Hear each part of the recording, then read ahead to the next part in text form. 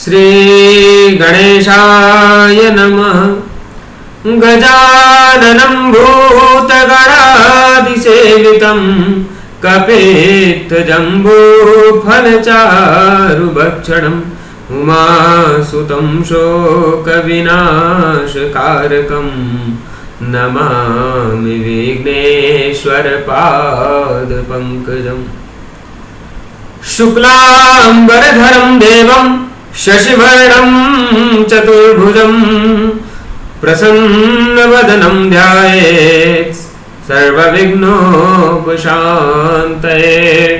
व्यासं वसिष्ठनप्तारं शक्तेः पौत्रमकल्मषं पराशरात्मजं वन्दे शुकतातं तपोनिधिं।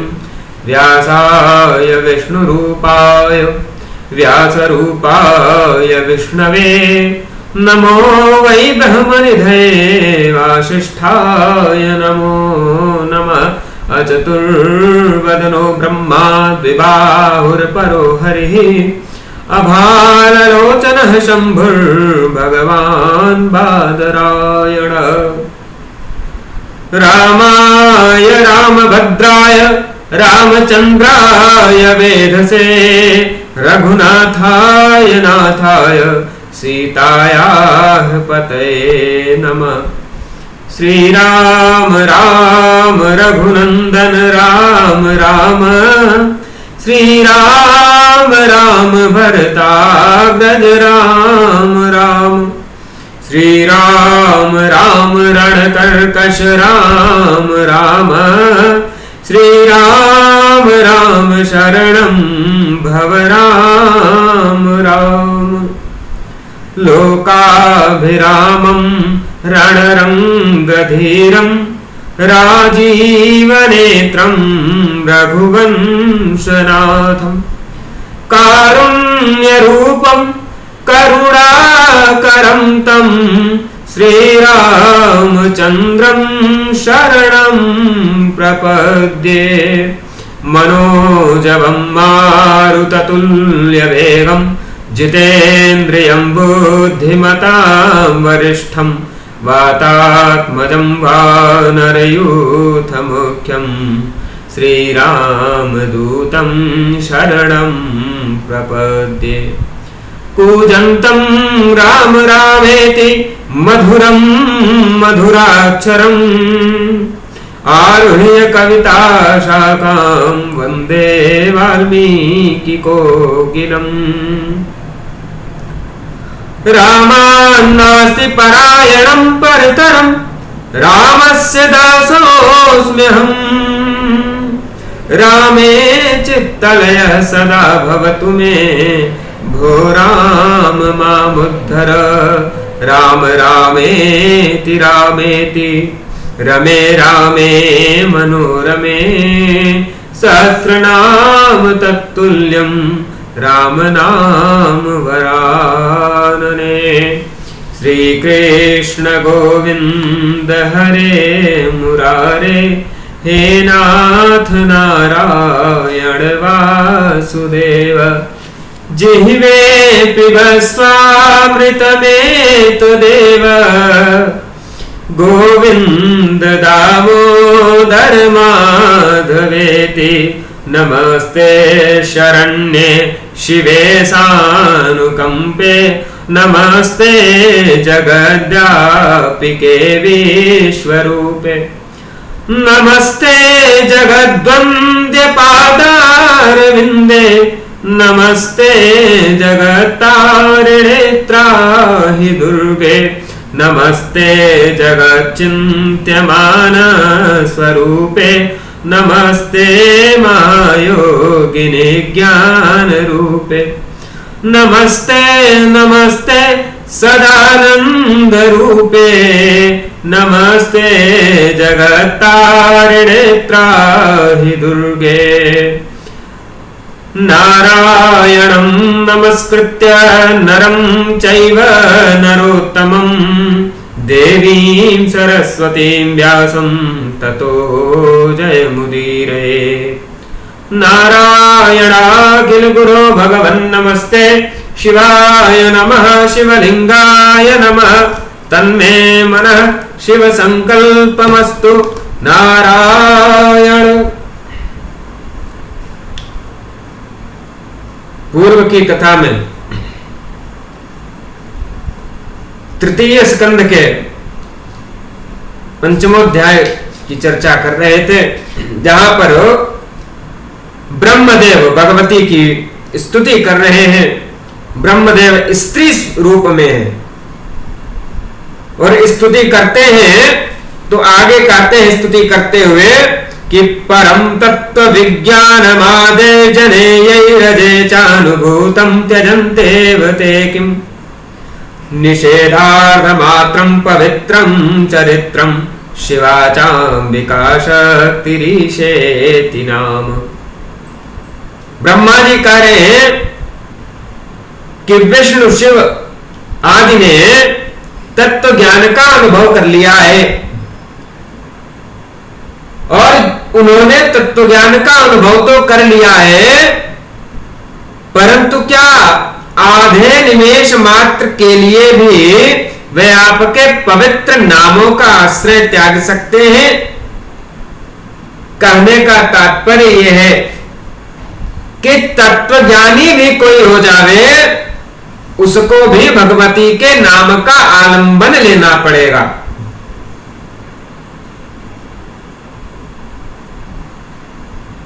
कोई कितना ही बड़ा ज्ञानी क्यों ना हो जावे, कोई कितना ही बड़ा अद्वैती क्यों ना हो जावे, कोई कितना ही बड़ा शास्त्रों का मर्मज्ञ क्यों ना हो जावे, परंतु भगवान के श्री नाम का आलंबन लेना ही लेना पड़ेगा। भगवान के नाम के बिना कल्याण ही नहीं है। तो इसलिए ब्रह्मदेव कह रहे हैं कि परम तत्व विज्ञान मादे जने यही रजे चानुभूतम त्यजन्तेव ते किम और निमेषार्ध मात्रम पवित्रम चरित्रम शिवा चाम्बिका शक्ति रीशेति नाम। तो भगवती के नाम का आलंबन तो भगवान विष्णु और भगवान शिव से भी नहीं छोड़ा गया। भगवान शिव और भगवान विष्णु भी भगवती के नाम का आलंबन लेते हैं तत्वज्ञानी होते हुए भी। तो मोक्ष की जो प्राप्ति है वो भगवान के नाम से ही संभव है। भजन क्यों करना चाहिए? बड़ा सुंदर विषय है, भजन क्यों करना चाहिए? हम क्या हैं? हम शरीर तो नहीं है। हम क्या है? हम आत्मा है। और आत्मा क्या है? भगवान ने गीता में कहा ममैवांशो जीवलोके जीवभूतः सनातनः ईश्वर अंश जीव विनाशी। ये जो जीव कैसा है? देही नित्यम अवध्योयम। ये जो देही है ये नित्य है, अवध्य है। वस्तुतः ये जो आत्मा है ये तो नित्य है और सदा मुक्त है, सदा शुद्ध है, अविकारी है। आत्मा में कभी विकार नहीं होता, आत्मा कभी बंधन में नहीं बंधती और मरती भी कभी नहीं है। नैनम छन्दन्ति शस्त्राणि नैनम दहति पावकः न चैनम क्लेदयन्त्यापो न शोषयति मारुतः। तो वस्तुतः आत्मा तो सदा मुक्त है, फिर भी जन्म मृत्यु के चक्र में क्यों फंसे रहते हैं? भगवान के भजन की आवश्यकता क्या है जब आत्मा सदा मुक्त है, सदा शुद्ध है? तो भगवान के भजन की आवश्यकता अविद्या को समाप्त करने के लिए है, अहंकार के को समाप्त करने के लिए भगवान के भजन की आवश्यकता पड़ती है, साधना की आवश्यकता पड़ती है। ये अहंकार जब तक समाप्त नहीं होता, ये जो भाव है कि ये मैं हूं, ये मेरा है, ये इसका है, ये वह है, ये भाव जब तक समाप्त नहीं होता तब तक शाश्वत मोक्ष की प्राप्ति नहीं होती। अब इसमें भी तत्वतः तो अद्वैत ही सिद्ध है, सब कुछ ब्रह्म तत्व है। सर्वम खलविदम ब्रह्म, जो कुछ है वो ब्रह्म ही है। तो तत्व से तो अद्वैत ही सिद्ध है, और जब अद्वैत सिद्ध होता है तो संबंध समाप्त हो जाते हैं। फिर कोई गुरु नहीं रह जाता, कोई शिष्य नहीं रह जाता, कोई माता नहीं होता, कोई पिता नहीं होता, कोई पुत्र नहीं होता, कोई पत्नी नहीं होती, कोई पति नहीं होता, कोई मित्र नहीं होता।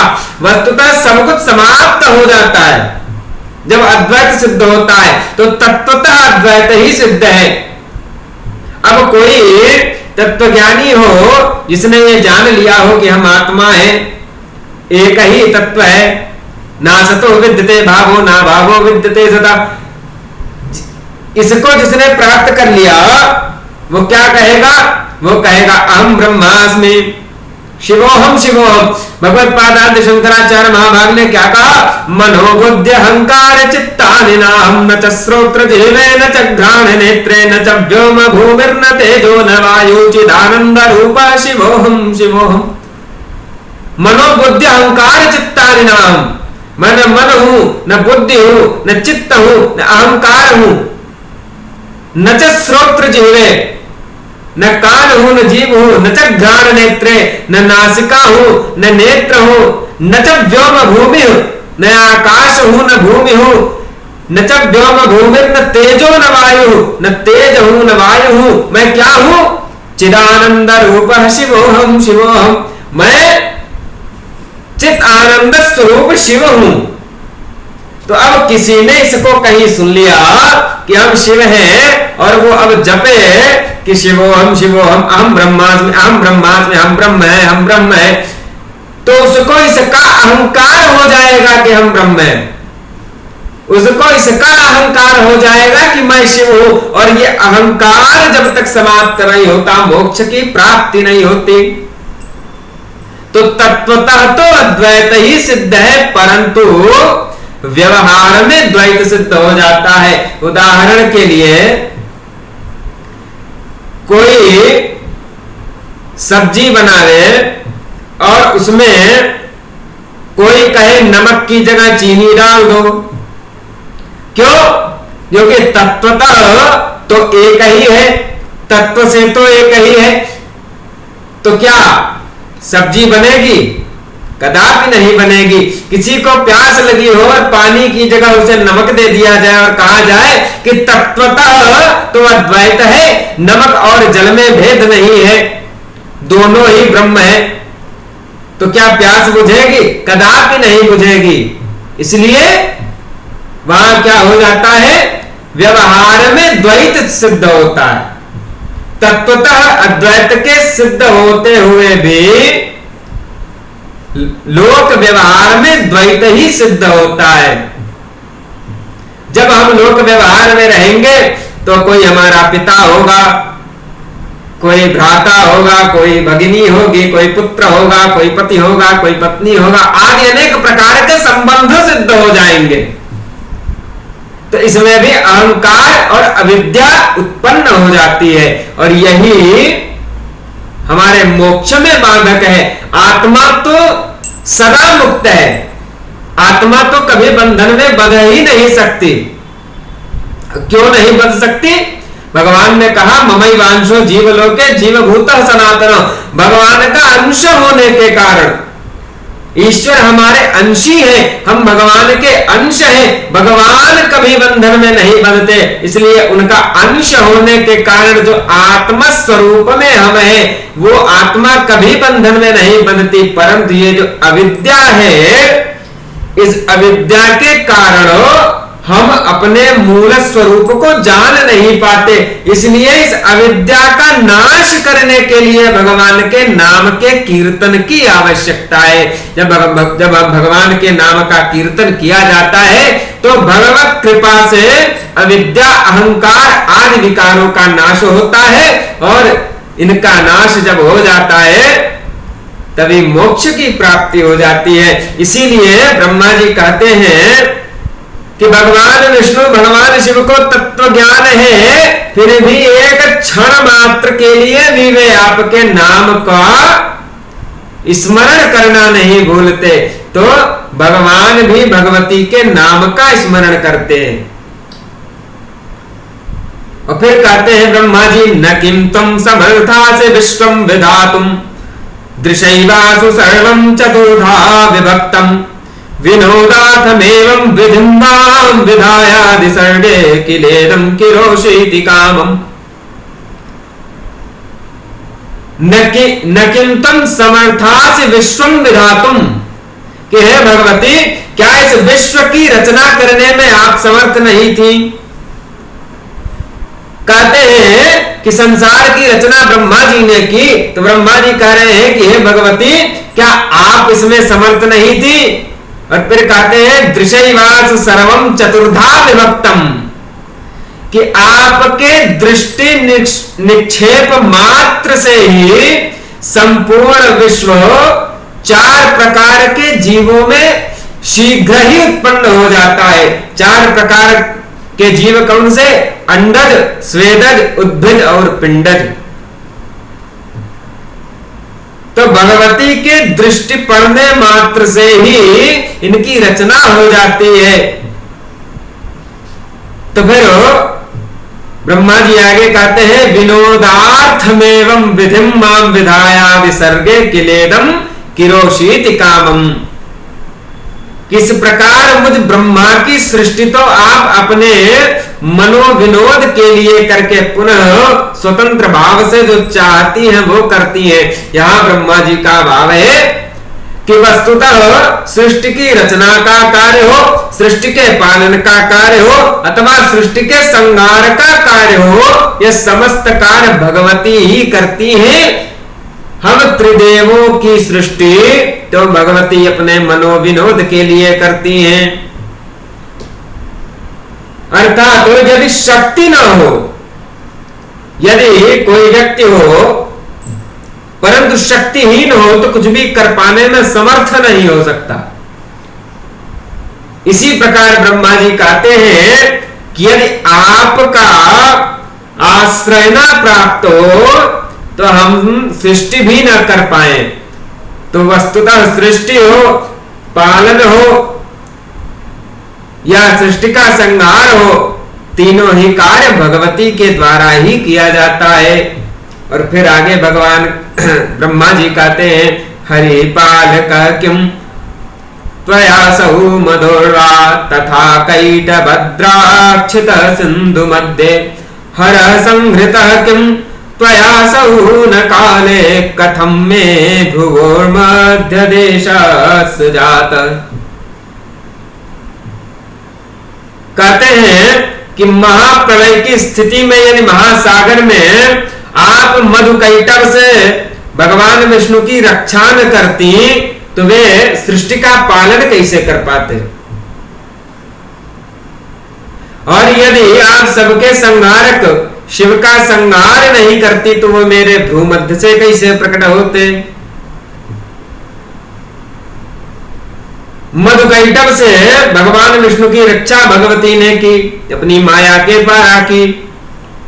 तो यदि भगवान नारायण की रक्षा न की होती तो भगवान नारायण सृष्टि के पालन करता कैसे बन पाते? और यदि शिव का संहार भगवती न करती तो वे मेरे भ्रूमध्य से कैसे प्रकट होते? यहां ध्यान देने की आवश्यकता है। शिव का संहार सुन के कोई वितंडा न फैलावे। शिव के संहार का अर्थ क्या है? शिव के संहार का अर्थ है कि भगवती ने शिव स्वरूप में अपनी लीला को समाप्त कर दिया। कोई कहे कि सृष्टि का संहार हो गया, तो संहार का क्या अर्थ है? संहार का यही अर्थ है कि भगवती ने सृष्टि रूपी प्रपंच को पुनः स्वयं में समेट लिया। जो विस्तार किया था उस विस्तार को पुनः समेट लिया। इसी प्रकार शिव के संहार का अर्थ यह नहीं है कि शिव की हत्या कर दी, ऐसा भाव नहीं है। यहां भाव यह है कि भगवती ने अपने ही शिव स्वरूप को पुनः अपने में समेट लिया। जैसे एक ही ब्रह्म अनेक रूपों में विभक्त होते हैं और पुनः एक हो जाते हैं, इसी प्रकार भगवती शिव बनती हैं और उसके बाद पुनः एक हो जाती हैं। और फिर ब्रह्मा जी कहते हैं न ते जन्म कुत्रापि दुष्टम श्रुतम वा कुतः संभवस्ते न कोपि हवेद किलाद्यासि शक्तिस्त्वमेका भवानी स्वतंत्रैः समस्तैरतो बोधितासि। कि आपका जन्म कहाँ हुआ इसे न तो कोई जानता है, न किसी ने देखा है, न किसी ने सुना है, और यहां तक कि कोई यह भी नहीं जान पाया कि आपकी उत्पत्ति कहां हुई है। एकमात्र भगवती ही आद्या शक्ति है।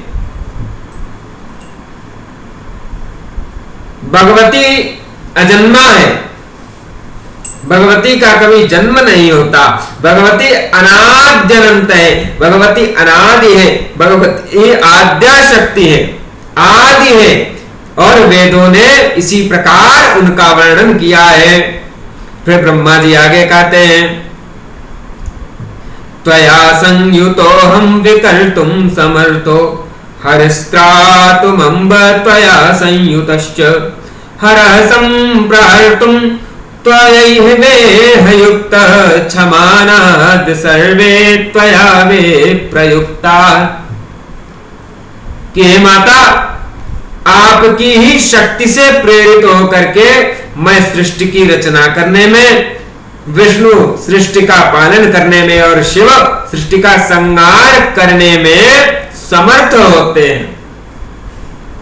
सृष्टि के सृजन पालन और संहार का जो सामर्थ्य है, इसकी जो शक्ति है, वो भगवती से ही प्राप्त होती है। और कहते हैं कि भगवती के शक्ति के बिना हम लोग कुछ भी कर पाने में सक्षम नहीं है। तो वस्तुतः कर्ता भगवती ही है। और पुनः आगे कहते हैं यथा हम हरि शंकर किम तथान्ये न जाता न संति हनो वा भविष्यन् न मुह्यन्ति केऽस्मिंस्तवात्यन्त चित्रे विनोदे विवादास्पदेल्पाशयानाम्। कि जिस प्रकार मैं, ब्रह्मा जी कह रहे हैं कि मैं विष्णु और शिव उत्पन्न हुए हैं, उसी प्रकार क्या अन्य प्राणी उत्पन्न नहीं हुए हैं। अर्थात जैसे हमारी उत्पत्ति हुई है, क्या वैसे अन्य लोगों की उत्पत्ति नहीं हुई है। परंतु जो अल्प बुद्धि वाले लोग हैं, जिनकी बुद्धि थोड़ी है, वे विवादास्पद तथा अत्यंत विचित्र आपके इस लीला विनोद से भ्रमित हो जाते हैं, भगवती के इस विनोद से भ्रमित हो जाते हैं और भ्रमित होकर के अनेक प्रकार के विवाद करते रहते हैं। अकर्ता गुण स्पष्ट एवाद्य देवो निरीहो नुपाधे सदैवा कलश्च तथापीश्वरस्ते वितीर्णं विनोदं सुसंप्यश्यतीत्याहुरेवं विधिज्ञा। कि वे आदिदेव ईश्वर अकर्ता, गुणों से स्फुट होने वाले, निष्काम, उपाधि रहित तथा निर्गुण हैं। फिर भी वे आपके विस्तृत लीला विनोद को भली भांति देखते रहते हैं, ऐसा ज्ञानी जन कहते हैं।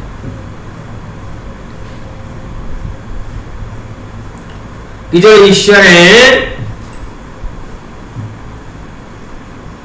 वे अकर्ता हैं, गुणों से स्फुट होने वाले हैं, निष्काम हैं, उपाधि से रहित हैं, निर्गुण हैं। परंतु फिर भी वे भगवती के लीला विनोद को देखते रहते हैं, ऐसा ज्ञानी जन का भाव है। और फिर ब्रह्मा जी कहते हैं कि मूर्त और अमूर्त दो भेदों से संसार युक्त है। विज्ञान में भी पढ़ते हैं living being, non living being. तो मूर्त और अमूर्त दोनों ही भेदों से युक्त ये जो संसार है, वे आपसे पूर्व ही वे परम पुरुष थे। और ज्ञान तत्व पर सम्यक प्रकार से विचार करने पे यह सिद्ध होता है कि अन्य तीसरा कोई भी नहीं है।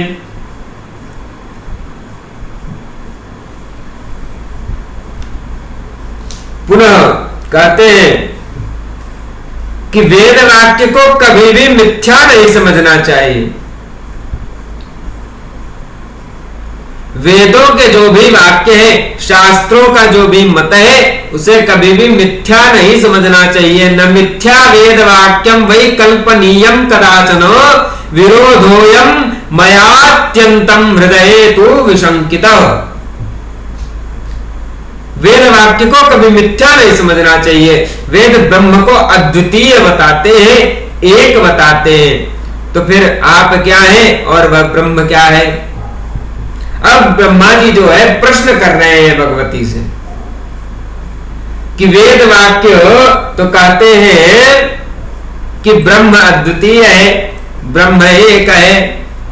तो कहते हैं कि हे भगवती, तो आप क्या है, वो ब्रह्म क्या है? और यह विरोध मेरे मन में महान शंका उत्पन्न करता है। आप मेरे शंका का निवारण करें।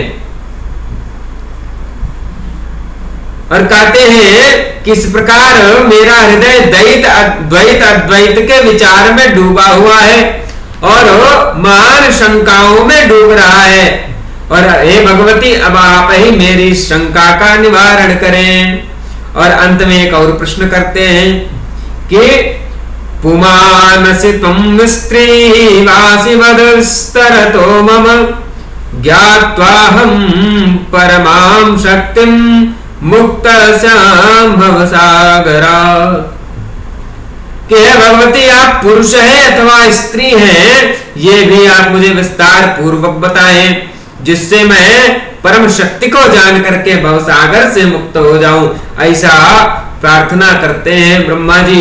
यहाँ पंचमोध्याय संपूर्ण होता है। इति श्रीमद्देवी भागवते महापुराणे अष्टादशसहस्रां संहितायां तृतीय स्कंधे हर ब्रह्मकृत स्तुति वर्णनम नाम पंचमोऽध्याय। अथ षष्ठोऽध्याय। छठे अध्याय में भगवती जगदम्बा अपने स्वरूप का वर्णन करती हैं। मां सरस्वती, महालक्ष्मी और महाकाली नामक अपनी शक्तियों को ब्रह्मा, विष्णु और शिव को प्रदान करती हैं। ब्रह्मा जी कह रहे हैं,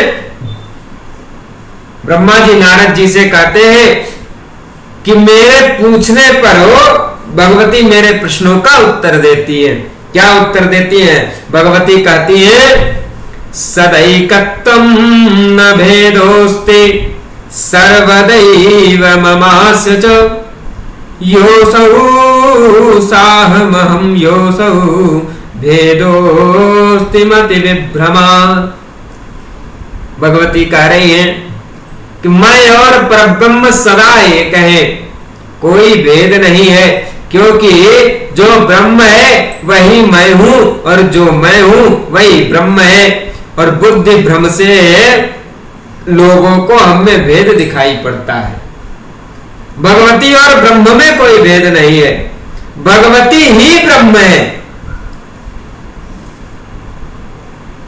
बुद्धि के कारण लोगों को ऐसा भ्रम हो जाता है, ऐसा भेद दिखता है कि भगवती और ब्रह्म में भेद है। ऐसा नहीं है, ब्रह्म ही भगवती है और भगवती ही ब्रह्म है। आगे भगवती कहती है कि आवयोरंतरं सूक्ष्मं यो वेदमतिमान् हि स विमुक्तः स तु संसारान् मुच्यते नात्र संशयः।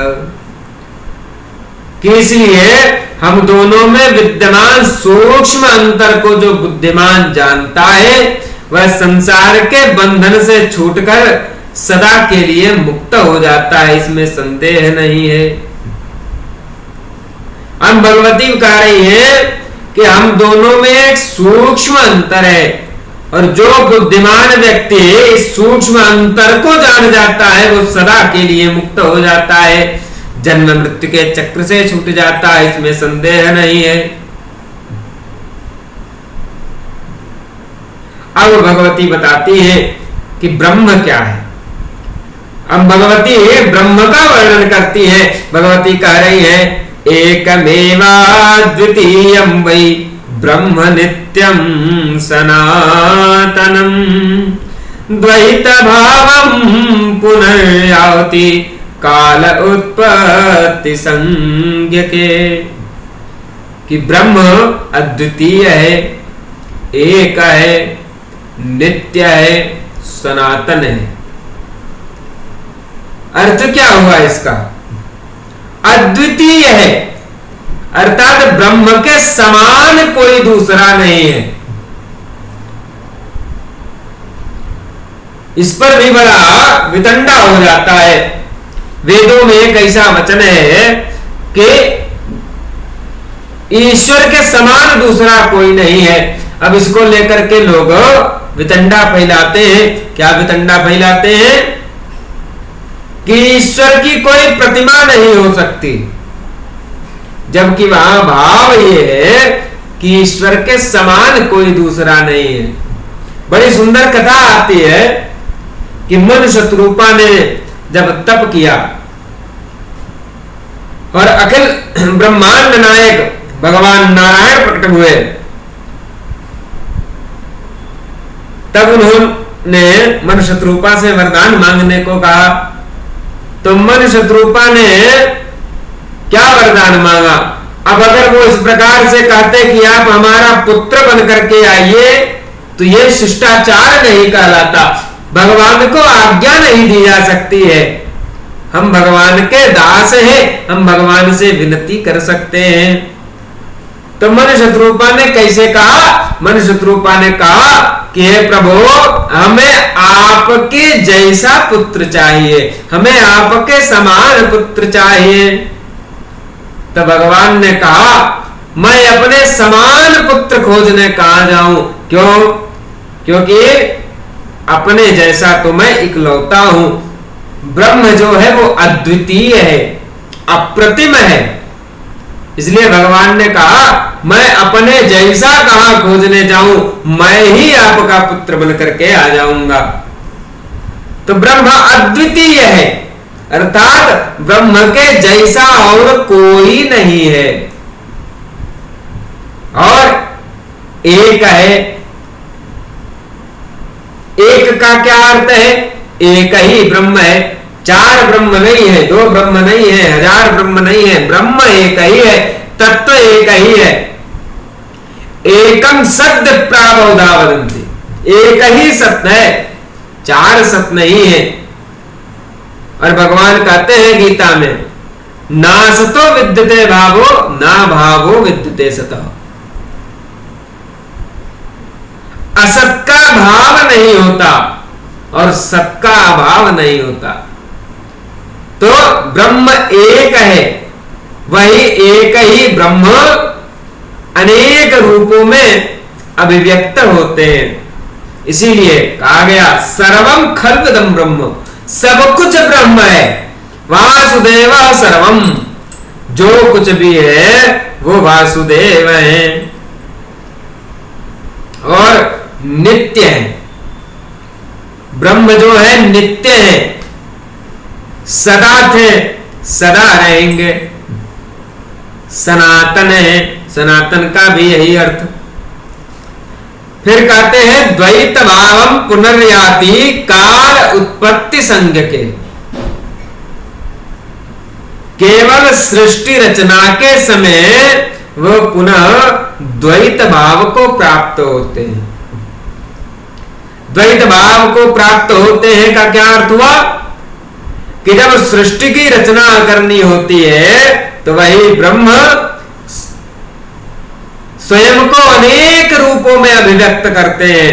वही ब्रह्म विष्णु रूप में सृष्टि का पालन करते हैं, ब्रह्मा के रूप में सृष्टि की रचना करते हैं, शिव के रूप में सृष्टि का संहार करते हैं, गणपति के रूप में अनुग्रह करते हैं, शक्ति के रूप में निग्रह करते हैं।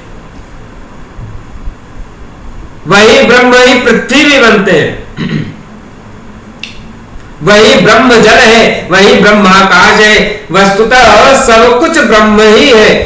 तो कहते हैं द्वैत भावम पुनर्याति काल उत्पत्ति संज्ञके, जब सृष्टि की रचना करनी होती है तब वही ब्रह्म जो अद्वितीय है, एक है, नित्य है, सनातन है, वही द्वैत भाव को उत्पन्न हो जाते हैं, अनेक रूपों में विभक्त हो जाते हैं। और कहते हैं भगवती कह रही है कि जिस प्रकार एक ही दीपक उपाधि भेद से दो प्रकार का दिखाई देता है, अर्थात दर्पण में पड़ती हुई छाया दर्पण भेद से भिन्न प्रतीत होती है, उसी प्रकार मैं और ब्रह्म एक होते हुए भी उपाधि भेद से अनेक हो जाते हैं। एक दीपक हो और दीपक के समक्ष दर्पण प्रस्तुत कर दिया जाए तो दीपक का प्रतिबिंब दर्पण में बनेगा, परंतु ध्यान दीजिए जो प्रतिबिंब बनेगा वो मूल दीपक से कुछ भिन्न होगा। कैसे भिन्न होगा? दर्पण की एक विशेषता है, उसमें दाएं का बाएं हो जाता है, बाएं का दाएं हो जाता है।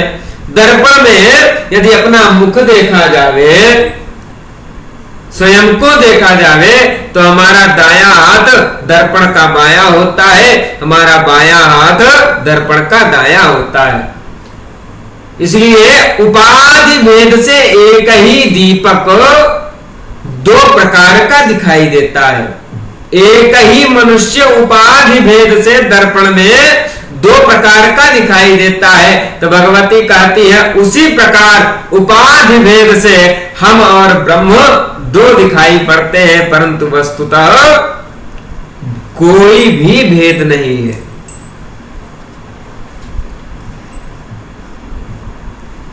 ब्रह्म ही भगवती के रूप में अभिव्यक्त होते हैं। इसलिए उपाधि भेद से लोगों को भगवती और ब्रह्म में भेद प्रतीत होता है, परंतु वस्तुतः कोई भेद नहीं है। जो भगवती है वही ब्रह्म है, जो ब्रह्म है वही भगवती है, जो विष्णु है वही ब्रह्म है, जो ब्रह्म है वही विष्णु है। तो भगवती कहती है आगे कि जगत का निर्माण करने के लिए सृष्टि काल में भेद दिखता ही है, और तब दृश्यादृश्य की प्रतीति होना अनिवार्य है, क्योंकि बिना दो के दृष्टि होना असंभव है। बिना द्वैत के सृष्टि हो ही नहीं सकती। क्यों? सृष्टि होगी तो संबंध होंगे, और संबंध होंगे तो द्वैत सिद्ध हो जाएगा। व्यवहार में द्वैत सिद्ध होता ही होता है, व्यवहार में अद्वैत नहीं सिद्ध हो सकता। इसलिए जब सृष्टि होती है तो द्वैत अपने आप सिद्ध हो जाता है, और इसलिए ब्रह्म भी बड़ी सरलता से उत्पन्न हो जाता है कि ये दो भिन्न हैं, ये दोनों अलग अलग हैं। ऐसा भेद उत्पन्न हो जाता है। क्यों? क्योंकि सृष्टि में स्वभाव से ही द्वैत सिद्ध है। और फिर भगवती बताती है कि वे हैं क्या। ब्रह्मा जी ने पूछा था आप स्त्री हैं या पुरुष हैं? तो कह रही है भगवती कि नाहम स्त्री न पुमांश्चाहम न क्लीबम सर्ग संक्षये सर्गे सती विभेद स्यात् कल्पितोऽयं धिया पुनः। कि सृष्टि के प्रलय काल में मैं न स्त्री हूं, न पुरुष हूं और न नपुंसक हूं, परंतु जब सृष्टि होने लगती है तो पूर्ववत ये भेद बुद्धि के द्वारा उत्पन्न हो जाता है। तो भगवती स्त्री है, ये भेद भी बुद्धि के द्वारा उत्पन्न है। वस्तुतः भगवती क्या है? नाहम स्त्री न पुमांश्चाहम न क्लीबम। भगवती न स्त्री है, न पुरुष है, न क्लीब है।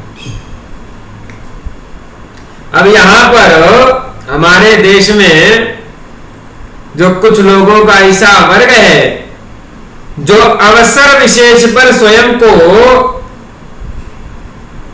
दुर्गा स्वरूपा बताने लगती हैं, उनकी भावनाओं को यहां बहुत चोट पहुंच सकती है। क्यों चोट पहुंच सकती है? उन्होंने तो प्रचारित कर दिया, अपना महिमा मंडन अपने ही मुखारविंद से कर दिया कि हम भगवती हैं, हम दुर्गा हैं, हम दुर्गा हैं, दुर्गा भी स्त्री है, हम भी स्त्री है, इसलिए हम भी दुर्गा हैं। तो यहां एक वाक्य में उनका खंडन हो गया कि भगवती स्वयं है, ना हम स्त्री न पुमांश्च हम न क्लीबम सर्ग संचय। ये तो भेद है, ये बुद्धि के द्वारा उत्पन्न है।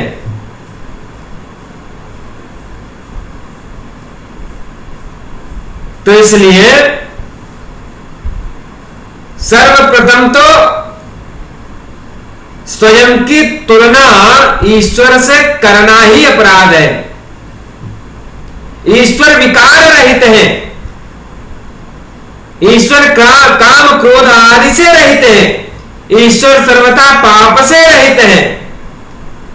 कोई मनुष्य भला भगवती की बराबरी छोड़िए, भगवती का दशांश सहस्रांश भी कैसे हो सकता है?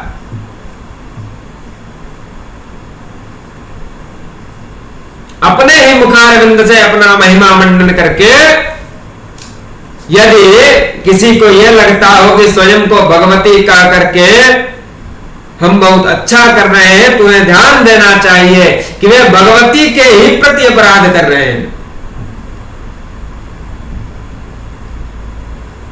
स्वयं को ईश्वर के तुल्य बता देना बहुत बड़ा अपराध है। हम ईश्वर के दास हैं, हम भगवान के दास हैं, हम सेवक हैं उनके, वे हमारे स्वामी हैं।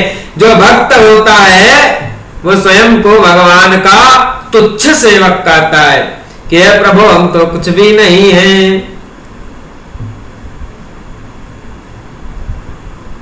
और यहां स्वयं को सीधे भगवती ही बताया जा रहा है।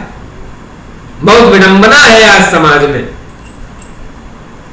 तो भगवती ने क्या कहा कि ना हम स्त्री न पुमांश्च हम न क्लीबम सर्ग संचय, कि भगवती न तो स्त्री है, न पुरुष है, न क्लीब है। ये जो भेद है, ये जब सृष्टि होने लगती है तो बुद्धि के द्वारा ये भेद उत्पन्न हो जाता है। और फिर भगवती कहती है कांति शांति पिपासा च निद्रा तंद्रा जरा जरा विद्या विद्या स्पृहा वांछा शक्तिश्चा शक्तिरेव च वसा मज्जा च त्वचाहं दृष्टिवागनृता नृता परा मध्या च पश्यन्ति नाड्योऽहं विविधाश्चया। भगवती कह रही है कि मैं ही बुद्धि हूं, मैं ही श्री हूं, मैं ही धृति कीर्ति स्मृति श्रद्धा मेधा दया लज्जा क्षुधा तृष्णा क्षमा कांति शांति पिपासा निद्रा तंद्रा जरा अजरा विद्या अविद्या स्पृहा वांछा शक्ति अशक्ति वसा मज्जा त्वचा दृष्टि सत्या सत्यवाणी परा मध्या पश्यंती आदि वाणी के वेद और जो विभिन्न प्रकार की नाड़ियां हैं वो सब मैं हूं।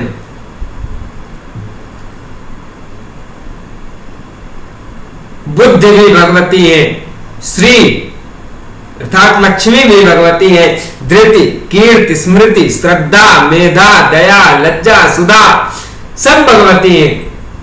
त्वचा भी भगवती है, निद्रा भी भगवती है, सत्य भी भगवती है, असत्य भी भगवती है, परा पश्यंती मध्यमा वैखरी ये भी भगवती है। सब कुछ भगवती है। सर्वम खलविदं ब्रह्म। और फिर आगे भगवती कहती है किम नाहं पश्य संसारे मद्युक्तम किमस्ति सर्वमेवाहमित्येवं निश्चयं विद्धि पद्मज। क्या ब्रह्मा जी आप देखिए कि संसार में मैं क्या नहीं हूं और मुझसे पृथक कौन सी वस्तु है।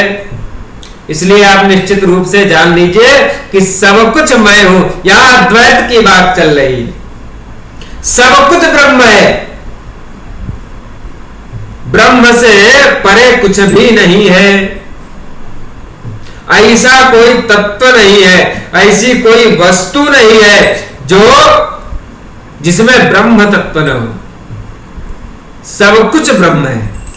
तो वही भगवती कह रही है कि संसार में ऐसी कोई, बताइए कौन सी वस्तु है जो मुझसे पृथक हो। ऐसी कोई वस्तु नहीं है। संपूर्ण संसार में भगवती व्याप्त है।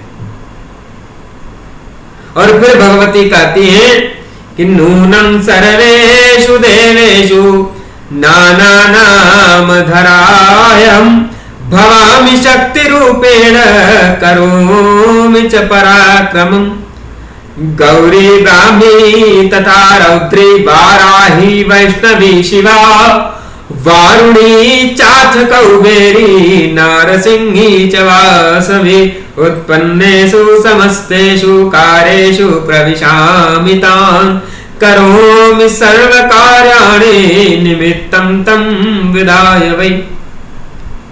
भगवती कह रही है कि निश्चित ही मैं समस्त देवताओं में भिन्न भिन्न नामों से विराजती हूं तथा शक्ति रूप से प्रकट होती हूं और पराक्रम करती हूं।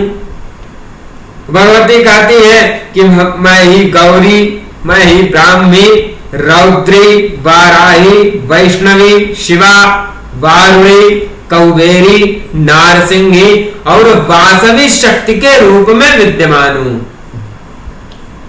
और सब कार्यों के उपस्थित होने पर मैं उन देवताओं में प्रविष्ट हो जाती हूं और देव विशेष को निमित्त बना करके सब कार्य संपन्न कर देती हूं। तो वस्तुतः कर्ता भी भगवती है, शक्ति भी भगवती है। जल में जो शीतलता है वो भगवती है, अग्नि में जो उष्णता है वो भगवती है, सूर्य में जो प्रकाश है वो भगवती है, चंद्रमा में ज्योत्सना के रूप में भी भगवती यथेच्छ प्रकट होती है। जले शीतम तथा वहना वौष्ण्यम ज्योतिर्दिवाकरे निशानाथे हिमाकामम प्रभवामि यथा यथा। और फिर भगवती कहती है मया त्यक्तम विधेनूनम स्पंदितुम न क्षमं भवेत् जीवजातं च संसारे निश्चयोऽयं भ्रुवो त्वयि अशक्त शंकरो हन्तुं दैत्यान् किल मयोज्झितः शक्तिहीनं नरं ब्रूते लोकैश्चैवाति दुर्लभम्। भगवती कह रही है कि संसार का कोई भी जीव मुझसे रहित होकर के स्पंदन करने में भी समर्थ नहीं हो सकता। भगवती से रहित होकर के कोई हिल भी नहीं सकता। क्यों? भगवती ही शक्ति है। कोई भी कार्य करना हो शक्ति की आवश्यकता है। तो भगवती के बिना तो कोई हिल भी नहीं सकता। भगवती कहती है कि यदि मैं शिव को छोड़ दूं तो वे दैत्यों का संहार नहीं कर सकते। इसलिए संसार में भी अत्यंत दुर्बल पुरुषों को लोग शक्तिहीन कहते हैं। भगवान शिव भी दैत्यों का संहार इसीलिए कर पाते हैं क्योंकि उनमें भगवती विराजती हैं।